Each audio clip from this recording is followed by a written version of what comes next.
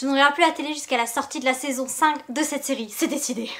Bonjour et bienvenue dans le monde de l'animation. La semaine dernière, j'ai terminé la dernière saison disponible sur Netflix de la série d'animation The Dragon Prince, et cette série c'est une vraie pépite, il faut absolument que je vous en parle.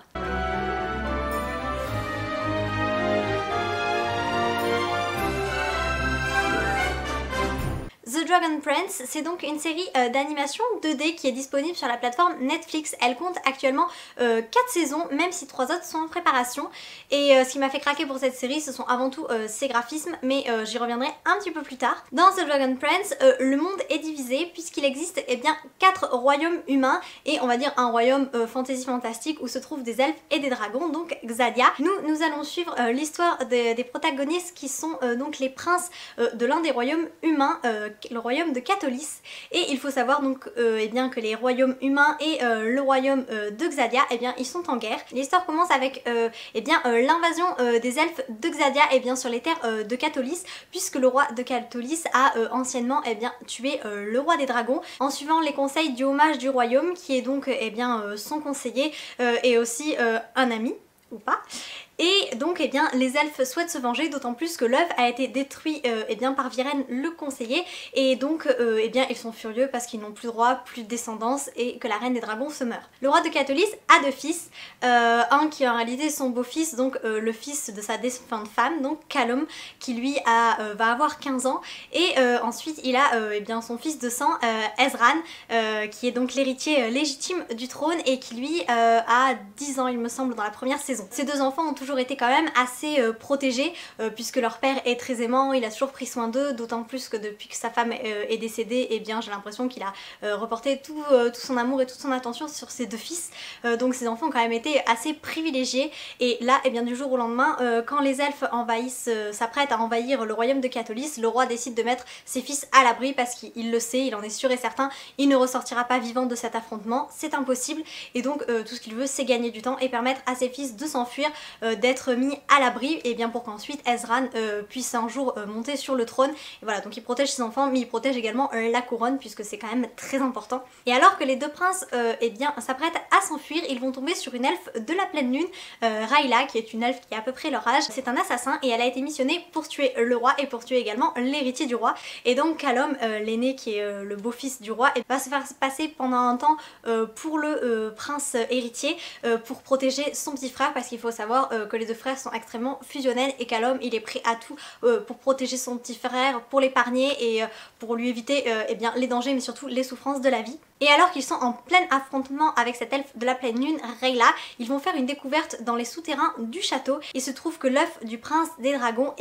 n'a pas été détruit comme ils le pensaient, mais bien préservé à l'abri, et donc le petit dragon est toujours dans cet œuf, il est vivant, et ils réalisent donc qu'ils ont 2 options: soit ils détruisent cet œuf et ils se rangent un petit peu du côté de leur père, ils sont partisans de la guerre, soit ils décident de suivre un tout autre chemin et donc de restituer cet œuf à Xadia pour que la paix revienne entre les royaumes. Ils vont alors choisir de s'allier à Rayla, puisque Rayla elle aussi elle désire la paix entre leurs 2 mondes, et tous les 3 ils vont donc s'enfuir pour parcourir toutes les terres qui les séparent de Xadia. Et il faut savoir que le voyage est très très long et il sera également très périlleux, mais ensemble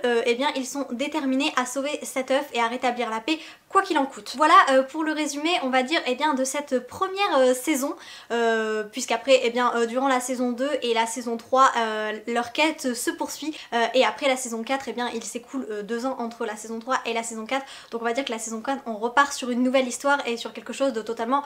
différent. J'ai avant tout, comme je le disais, craqué pour les graphismes. Alors évidemment je suis une éternelle amoureuse de la 2D, donc c'était facile de me laisser séduire par ces magnifiques dessins, mais il n'y a pas que ça, puisque l'univers autour, que ce soit au niveau de l'histoire ou des graphismes, c'est extrêmement solide, il y a de très bonnes bases, et on va dire qu'en fait on ne perd pas la qualité tout au long des saisons. Quand j'ai vu la vignette de la série et bien passée sur Netflix, ça m'a de suite donné envie de le voir, même si c'est vrai que généralement j'aime bien quand les protagonistes sont un petit peu plus âgés. Et là quand j'ai vu que c'était des enfants, je me suis dit bon, j'espère que ça va pas être trop enfantin, j'espère quand même que derrière eh bien il y aura une histoire un petit peu plus mature. C'est une série où en effet eh bien les personnages sont très jeunes puisqu'ils ont tout juste une dizaine d'années, mais à côté de ça il y a de véritables enjeux, de gros enjeux politiques. C'est une série qui peut être parfois assez violente, même s'il n'y a pas on va dire de scènes explicites. Souvent c'est plus on va dire un peu de violence psychologique plus que de la violence physique à l'écran. Ezran et Callum évoluent énormément tout au long de de ces séries. Alors évidemment la saison 4 est particulière puisqu'elle est vraiment à part, mais on va dire qu'entre la saison 1 et la saison 3 il y a une réelle évolution puisqu'ils font face à des épreuves qu'ils ne pensaient pas avoir à surmonter, et donc ils font face à tout un tas de choses, à la souffrance, au deuil, à la perte, et donc eh bien ça les fait mûrir malheureusement plus vite que prévu. Ezran va d'ailleurs devoir assumer rapidement ses responsabilités alors que eh bien il n'était pas prêt pour cela, et donc eh bien si au départ les personnages peuvent sembler immatures, notamment Callum qui lui est un petit peu empoté sur les bords, il veut bien faire mais c'est vrai qu'il est extrêmement maladroit, il est aussi eh ben, très jeune et il cherche encore sa voie, et on voit l'évolution du personnage tout au long des épisodes. Mais c'est vrai que moi j'ai eu un très léger flottement entre saison 1 et fin de saison 1, début saison 2, et juste après eh bien quand la série repart de plus belle, alors là j'ai été complètement embarquée dans l'histoire, dans l'univers. Il faut, bon, j'aime énormément les dragons donc ça aide, mais surtout les personnages sont très attachants. J'ai eu un coup de cœur pour beaucoup de personnages en fait, notamment pour les elfes qui sont particulièrement beaux. Même le conseiller du roi, donc, ou du moins l'ex-conseiller Viren, je pense que je peux le dire, hein, c'est pas un secret personne, qui est donc l'antagoniste de cette série, eh bien il a son charme, et c'est vrai qu'il a son charme, je l'avoue. Le personnage en plus est quand même assez beau, on peut pas dire que ce soit un méchant hideux comme certains méchants, voilà, style Ursula et compagnie, bref, c'est vraiment un méchant qui est quand même séduisant, qui est surtout extrêmement manipulateur, il est très vil, il arrive à manipuler son monde, et bien que ce soit la royauté ou bien même ses propres enfants, il a un vrai talent pour ça, et finalement c'est intéressant d'avoir un méchant eh bien aussi travaillé, aussi sournois, et j'ai apprécié en fait je peux pas dire que j'ai apprécié sa méchanceté, mais finalement eh bien j'ai quand même apprécié son parcours durant toute cette série. Il faut savoir que ce n'est pas une série romantique. Si vous cherchez une série remplie d'amour et tout, là vous faites fausse route. Il y a énormément, enfin il y a de l'amour, il y a plusieurs couples, mais ce n'est pas ce qui est au cœur de l'histoire. Si vous cherchez de la romance, il faut savoir que voilà, avant la saison 3 il y en a pas, voilà, c'est la saison 3 où tout se met en place, mais avant la saison 3 vous aurez pas beaucoup de romance, et pourtant il y a quand même de belles histoires d'amour par-ci par-là, même si elles ne sont pas au cœur de l'histoire, elles sont présentes, et c'est vrai que moi il y a certains couples qui m'ont fait craquer, et notamment deux elfes qui m'ont littéralement brisé le cœur. Leur couple n'est pas très présent à l'écran, voire pas présent du tout, on les voit très peu, et pourtant il y a une scène qui est très courte, mais c'est certainement la scène qui m'a fait éprouver le plus d'émotions de toute la série, alors que pourtant il y a eu beaucoup de souffrance eh bien tout au long des épisodes et beaucoup d'événements difficiles, mais je sais pas, là ces deux elfes eh bien ils m'ont vraiment touchée en plein cœur. Et donc eh bien ces deux elfes m'amènent à parler pour moi du plus gros point fort de cette série, et j'aurais peut-être dû l'aborder en premier, mais je me suis dit qu'en fait il était tellement important qu'il allait prendre une grosse partie de la vidéo, si ce n'est presque toute la vidéo. C'est la série d'animation la plus inclusive que je n'ai jamais vue. Alors là, et même pas que d'animation je crois, d'ailleurs c'est une série tout court, elle est tellement inclusive, et ça fait tellement de bien. J'ai adoré. Inclusive et bien dans différents points, puisque eh bien déjà toutes les couleurs de peau sont représentées. Chez les humains il y a toutes les couleurs, voilà, du plus clair au plus foncé, et chez les elfes là il y a des couleurs un petit peu quand même surnaturelles puisqu'il y en a des bleus, des violets, bref, mais on va dire qu'il y a quand même une grande diversité, c'est plutôt, on le remarque chez les humains parce que bon, chez les elfes c'est quand même du fantastique, mais voilà, et on peut dire que tout est représenté, il y a énormément de nationalités différentes, et ça j'ai beaucoup apprécié parce que souvent ça manque dans certaines séries. Ensuite, eh bien le handicap, oui le handicap, et ça je m'en plains très régulièrement dans n'importe quelle série, je trouve que le handicap n'est pas assez représenté, voire pas du tout, c'est très rare, et là eh bien la tante de Callum et Ezran qui a un rôle très important, enfin pas le rôle principal mais elle a quand même un rôle très important dans cette série, et bien elle est sourde et muette, et elle va signer toute la série, et alors ça moi j'ai trouvé ça fantastique, c'est la première série d'animation que je vois qui est signée. J'imagine d'ailleurs que ça représente un travail quand même assez considérable pour les animateurs, mais j'ai énormément apprécié le fait qu'elle signe. Donc elle a toujours un ami avec elle qui soit traduit,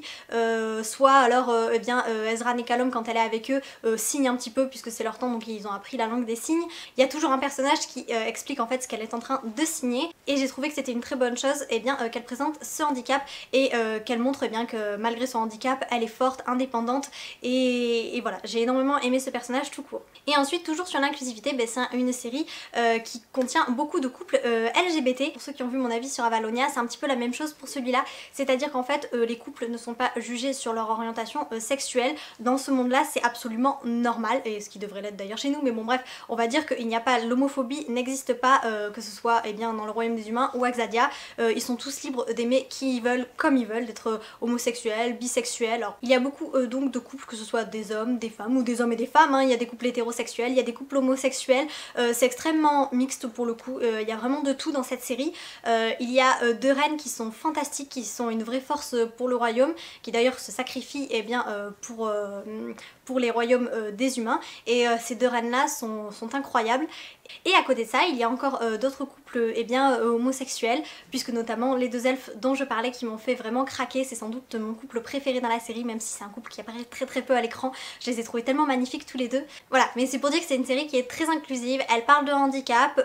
elle mélange les diverses nationalités, les différentes couleurs de peau, et surtout elle est LGBT, parce que même si la société évolue, on va dire quand même que le chemin à parcourir reste encore très long, et je trouve que cette série elle est bien notamment pour les enfants, puisqu'elle inculque la tolérance, la diversité, voilà, peu importe la couleur de peau, peu importe l'orientation sexuelle, peu importe le handicap, on ne doit pas être jugé sur ça en fait, on ne devrait pas être jugé tout court, mais voilà, ce sont des points en fait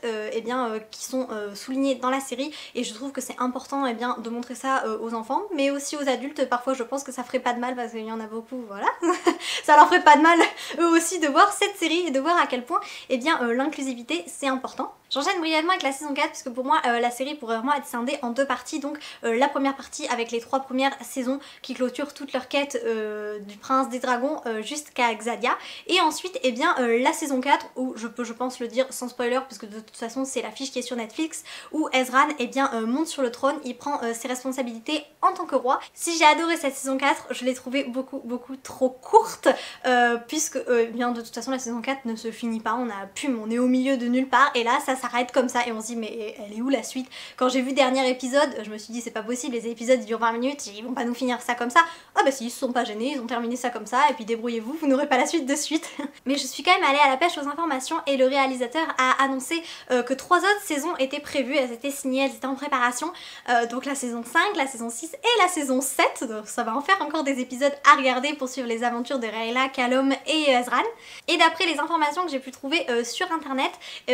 la saison 5 serait prévue, et alors là ce ne sont que des suppositions, apparemment la date n'est pas officielle, mais avant juillet 2023, donc jusqu'en juillet je regarde plus la télé, ça y est c'est fini, je ferai autre chose, je lirai, je joue à Dream Live Valley, mais je regarde plus la télé jusqu'à la sortie de la saison 5. Et ensuite saison 6 et saison 7, ça je ne sais pas, mais apparemment ils ont dit que le planning des sorties serait beaucoup plus optimisé que la dernière sortie qui a duré 3 ans, donc j'espère qu'ils tiendront leurs promesses. Mais voilà, donc vraiment c'est un univers qu'il me tarde de retrouver, et je pense que je regarderai certains épisodes